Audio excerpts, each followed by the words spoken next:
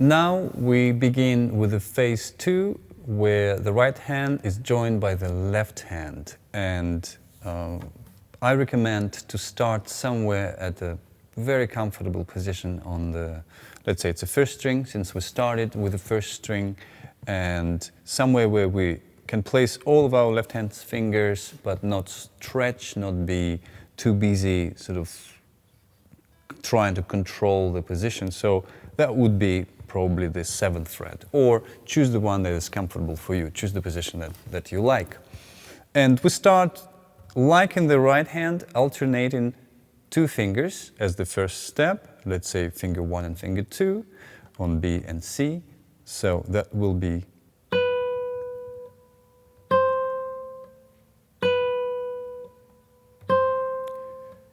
and as you remember from the phase 1 exercise, that we have 1 beat for playing and 1 beat for relaxing. This can be used in the left hand as well. So at the, let's say your speed is still 60, or it can be 72 on the metronome.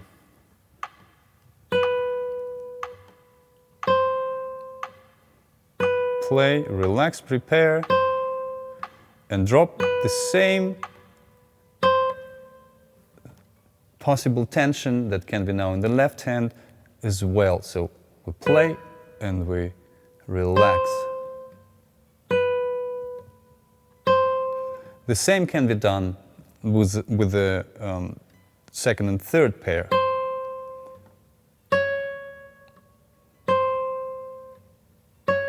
And with other finger combinations. Also finger 1 and 3 and 2 and 4. Now, moving on and sort of getting deeper into the idea of coordination, now we have to align the hands and the actions of the hands in a different way. So, as you remember, the left hand was, fingers, hand and arm were relaxing in the same manner as the right hand.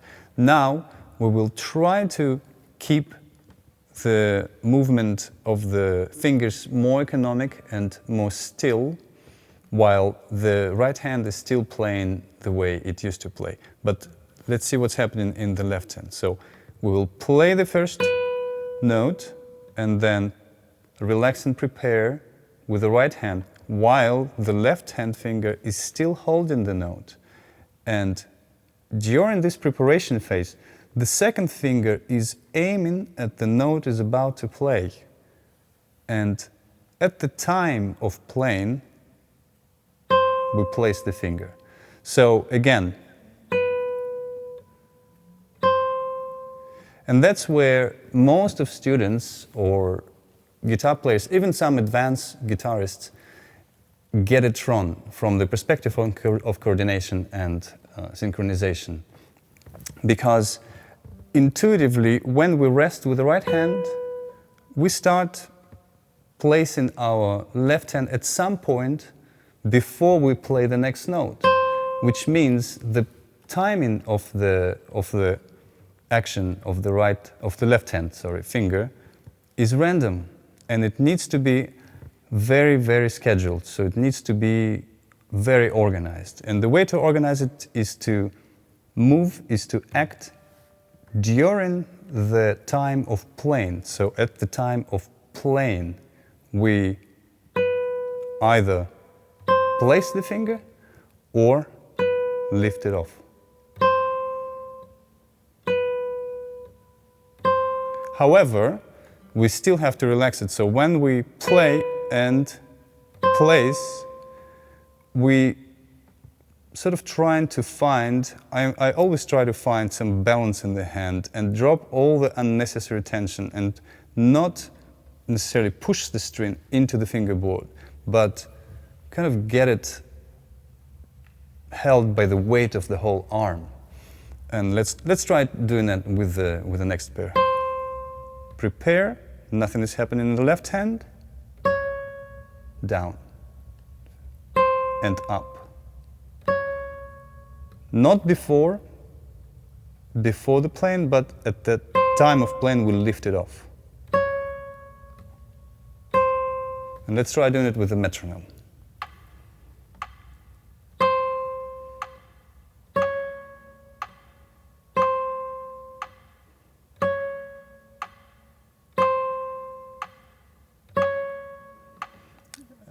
And the same with the...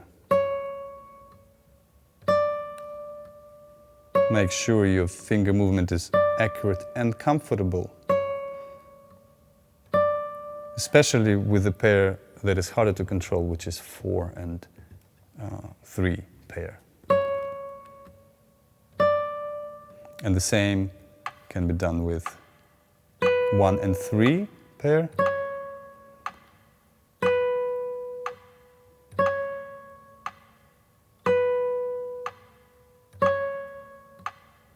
And 2 and 4.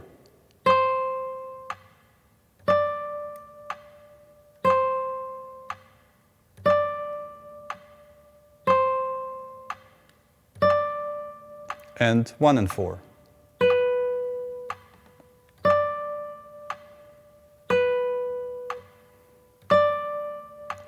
As you get more comfortable with this, so this is the slightly different idea of timing in the hands, where the left hand is acting only when we're playing, so not before and not after the note is played. Either it's putting the finger down or lifting it up. And this provides a different material for our brain it's a different idea to control, although it's a very foundational idea. And a lot of beginners and a lot of teachers, when we're starting to play the guitar, they talk about coordination in that way, that we have to put the finger down when we play, but then it kind of gets forgotten and neglected. So it's really important to refresh that idea. Once you are more comfortable, you can do a chromatic sort of portion of a scale.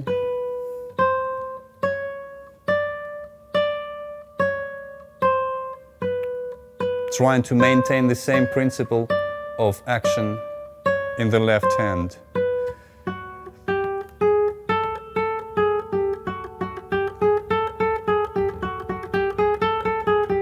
And you can explore speed variations, but try to be always comfortable. And the effect of it, usually what students tell me in the master classes or in my guitar studio, is that it becomes like feeling like knife cutting through butter. So very smooth, very economic movement, very comfortable movement, and overall relaxed feeling with a maximum output, sound, tone, and control.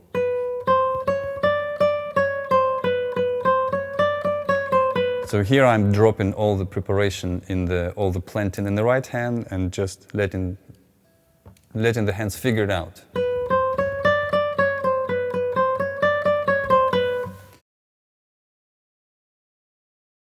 In the second section of the phase 2, we're going to focus on the relaxation and the time between the playing even more meticulously. So we're going to look into timing and scheduling even better.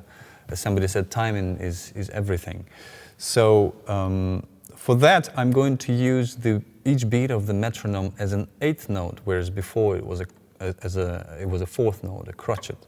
So, and step 1, I'm going to, so for instance, this is at 160, can be 180 if you like, and I'm going to play the first part.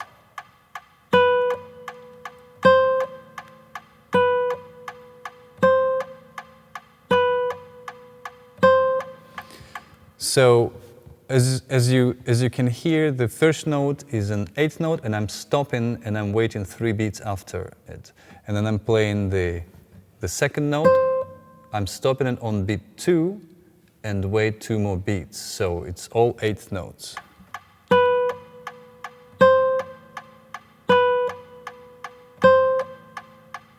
Whereas the left hand is moving exactly at the time of playing, putting or lifting off the finger, putting on or lifting off, as was discussed before. This way, I'm very, very conscious and very aware how long each note is. And then once I'm comfortable with this step, I'm moving on, and now every note I play is a full crotchet, is a full fourth note. So it gets 2 beats from the metronome.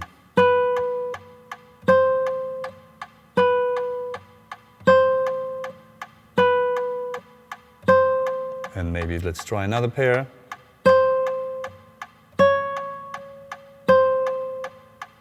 And another pair.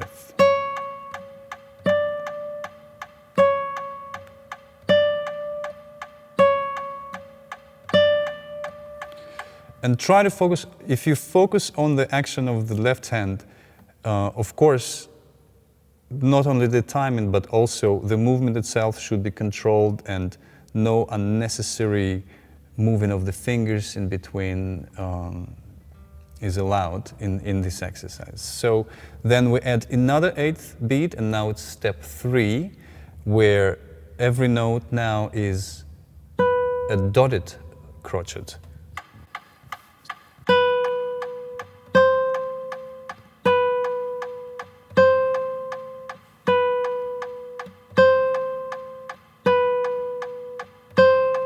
And another pair.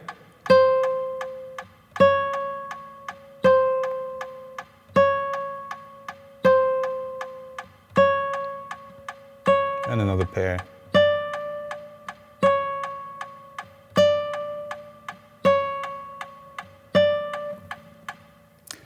While we focus on when we stop each note and how long this note has to be, we still have to maintain the feeling of being relaxed, and if necessary you need to slow down, of course, and maybe take a break.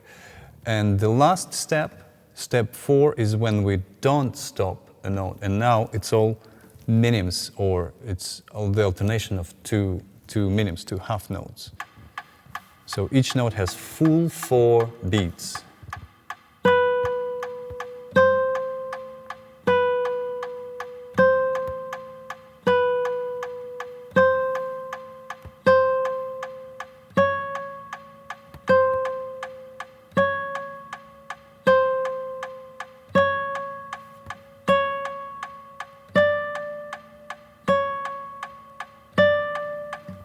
And this is the essential legato uninterrupted playing, where we don't stop the sound, but trying to be still relaxed and still very precise. So this second section helps us develop new attitude towards playing, to be aware about every element of our actions and the timing of both of our hands, and it helps us to develop this new culture of playing, where our playing is as organized as possible, and pretty much helps us develop the new habit of control over our actions.